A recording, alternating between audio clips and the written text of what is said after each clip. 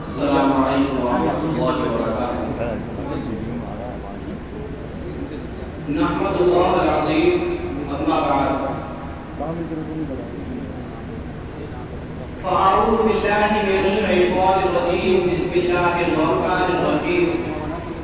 وقال اللہ تبارک وتعالی فی القرآن المجید والفرقان الحمید، انما یخشی اللہ من عباده العلماء ان اللہ عزیز غفور۔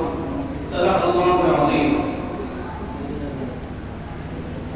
وقال النبي صلى الله عليه وسلم خير القرون قرني ثم الذين يلونهم ثم الذين يلونهم، وقال يد الله على الجماعة أو كما قال عليه الصلاة والسلام۔ کچھ اہل ستم کچھ اہل حشم میں کھانا گرانے آئے تھے، کچھ اہل ستم کچھ اہل حشم میں کھانا گرانے آئے تھے، دہلیز کو چوم کر چھوڑ دیا، دیکھا کہ یہ پتھر بھاری ہیں۔ زخموں سے بدن گلزار سہی تم اپنے شکستہ تیر گرو، زخموں سے بدن گلزار سہی تم اپنے شکستہ تیر گرو، خود ترکش والے کہہ دیں گے کہ یہ بازی کس نے ہاری ہے۔ معزز سامعین کرام اور اسٹیج پر موجود مہمانان نظام اور میرے عزیز طالب علم بھائیوں، میں آج خاص طور سے اپنے طالب علم بھائیوں سے خطاب کرنا چاہوں گا۔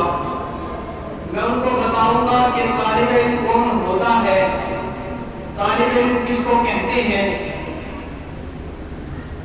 اس لیے آپ حضرات سے عزیزانہ اور محترمانہ درخواست ہے کہ آپ حضرات سنجیدگی کا ماحول برقرار رکھیں گے۔ میرے عزیز طالب علم بھائیوں، لوگ سمجھتے ہیں کہ